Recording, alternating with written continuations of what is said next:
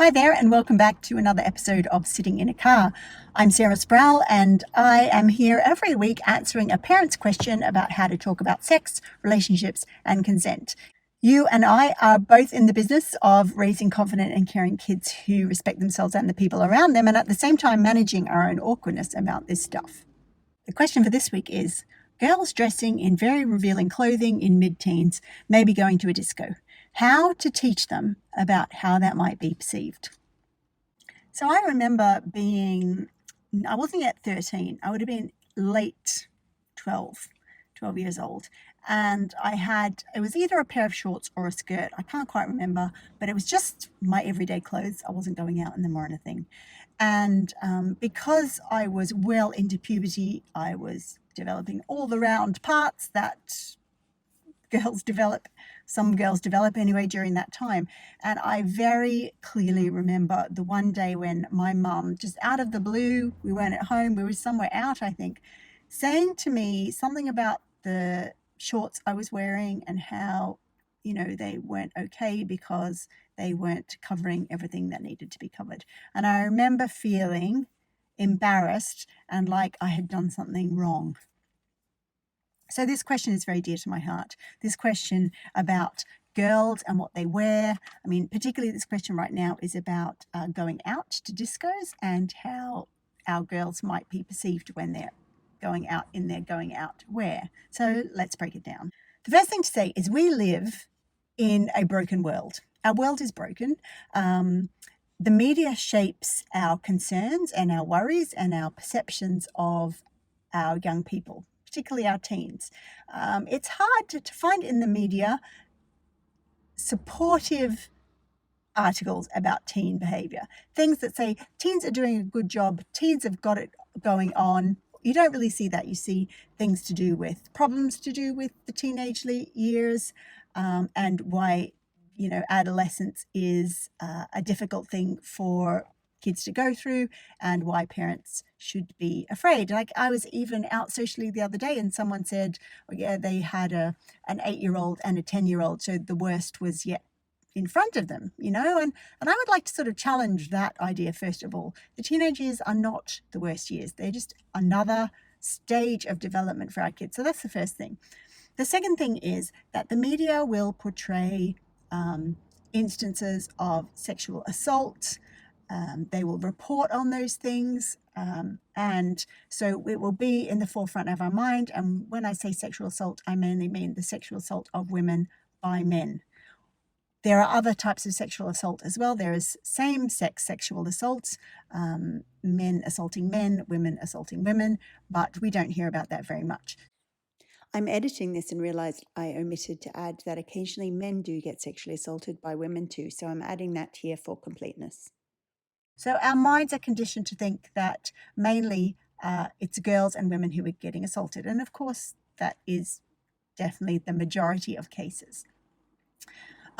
We don't also sort of think about the incidence of sexual assault versus the incidence of violent crimes. And while women and girls and females and sort of female identified people are mainly the people getting sexually assaulted, boys and men predominantly make up the people who are getting violently assaulted. And violent assault is far, far, far more common than sexual assault. But you might not think that because we're programmed to feel much more shocked and afraid and worried about sexual assault. So statistically speaking, we probably should be more worried about our young men going out in groups in terms of being attacked. The second thing about this is oftentimes the feelings we have around our girls, our young women getting dressed up and going out is perhaps not so much about them, but about our own concerns for ourselves about how we will be judged by the parents and adults around us. And so it's worthwhile having a think about, now, how am I actually feeling about this? Am I feeling afraid and worried for my young person, or am I feeling afraid and worried for myself because I will be the butt of other parents' scorn or derision, or they could judge us and ostracize us? So have a think about that. What's going on? what are the feelings about? Are they about your young person or are they for yourself? And there's no wrong answer, there's no right answer. Any of those are fine. So when we've worked out, well, we probably have concern about ourselves, so we have to think about that. And now we notice that we also have concern for our young person. Then we need to consider how we talk to them about it. I have a few recommendations, and this is what they are. The first thing is to use I statements. I talk about using I statements a lot at thetalk.ie. So we're using I statements when we are talking to our young people or our children about something. It could go like this. I feel worried about the world not treating you well. I'm scared that if you go out wearing an outfit that shows a lot of skin, that people will tease you or people will think you're not a nice person. All right, so I'm using I statements for that. And then see what our child or our young person might say. And instead of having an argument with them, might just listen. So, because they might not be feeling afraid about that at all. They might feeling excited and like they want to fit in. Now, oftentimes adults will say or think that young people's desire to fit in is not a useful need or a need. It's not a need that trumps our desire for them to feel safe. But I'll question that. And I would like you maybe to question that too, because adolescence is one of those times when our need to fit in is intense. And it has a practical benefit to it. If you think about adolescence, we've got children moving into adulthood. And when they're moving into adulthood, they're also moving into independence. Now, humans, we're designed to work in groups. We like to be part of communities. We function best when we're surrounded by people who love and care for us. So if an adolescent is moving from being part of their family to being more independent, then they still need a group of caring, loving people around them, and their peers fulfill that function, right? So needing to belong and fit in has benefits because it helps our teen feel safe. So when we're as parents talking to them about perhaps what their choice is for a disco, we are maybe taking into account that need to belong. And if our young person is dressed exactly the same as their friends, everyone's got a short skirt and everyone's got a top that shows their midriff, then there is something there about belonging and fitting in. And it's not something that we need to foo-foo. It's something that we say, okay, that's developmentally appropriate. My child is doing okay. They're not losing their individuality. They are just trying to fit in and stay safe. The second idea I've got for you is a sentence that starts with, we live in a world that. So you might be wanting to talk to your child about the fact that you think people judge them by what they wear. So you can say, I've noticed that we live in a world that judges people by their appearance.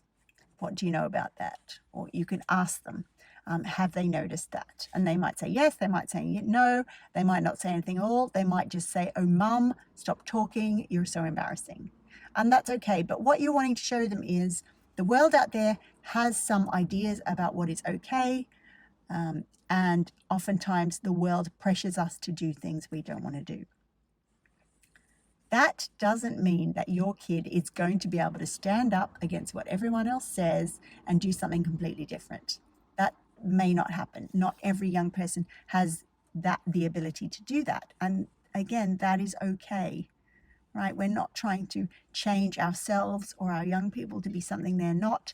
We are all about acceptance, self-compassion, compassion for the other here at the talk. Those would be our primary and most important values. So we're trying to show our child or our young person that the world has ideas about the female body, that ads show female bodies showing a lot of breasts and bums, and maybe that influences how we feel we should look. But we're not going to get into a war with our kid. And that is point 3. We may have very strong ideas about how the world is broken, that the world treats female bodies like objects, like there's something to be seen. Perhaps we're pretty clear that women, females, girls are oftentimes critiqued or judged by their appearance rather than their abilities or their intellect. So we may have very strong feelings about that, maybe even anger. I would question, though, whether it's useful to use the body of your teenage girl as the place in which you fight that war against the world, because she has her body, and we are all about, in the talk, allowing young people to make decisions for themselves, or giving them opportunities to make decisions for themselves. And if we go in and say, you can't be wearing that, it's not safe for you, it's not good, then we are just providing another opportunity where our child or our young person is being told what to do. And if you think about that in a sexual context, if they are intimate with someone and someone is telling them what to do, then that's not very good, and we don't want our young person to experience that in their intimate encounters with other people. The final point I'd like to make about that is this conversation is not just something that we have with our females, our girls, our bodies, our kids with bodies that have bums and boobs on it.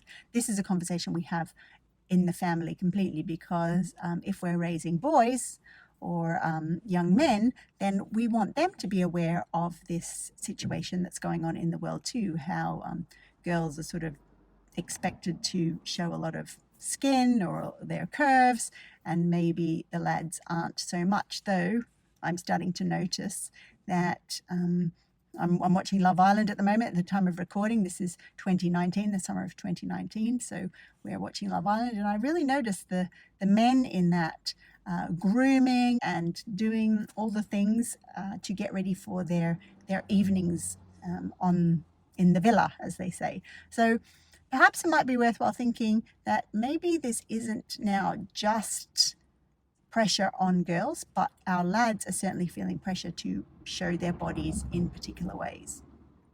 So when we talk to our lads about the fact that girls' bodies are policed, are told what's right and what's wrong in what they wear, then the boys can start to look out for that. And I certainly had an experience a few years ago where one of my lads was at school, and he overheard one of the teachers telling one of the girls in his class that what she was wearing was not appropriate, and she shouldn't wear those sort of things to school. And what was really interesting was that my lad came home and told me that story. And so he's starting to notice those messages that are put on girls and on girls' bodies. So that's useful, because there's another informed person out there in the world now. He may not have the ability to do anything about that, but he has awareness. And it could be that when he grows up, if he has a relationship with someone who looks like a female or in a female body, that he will be able to support that person in the way they dress. If they're out and something happens or someone comments on their body, then the son that I've raised may have the tools to do something about that and support the woman or the girl that he's with. The final point to make about this is that all our feelings around our body, our young people's bodies, all our feelings are valid. And we have been programmed, in a sense, to have particular feelings. So we might be programmed to think that an adolescent body of a growing girl or a young woman is somehow dangerous.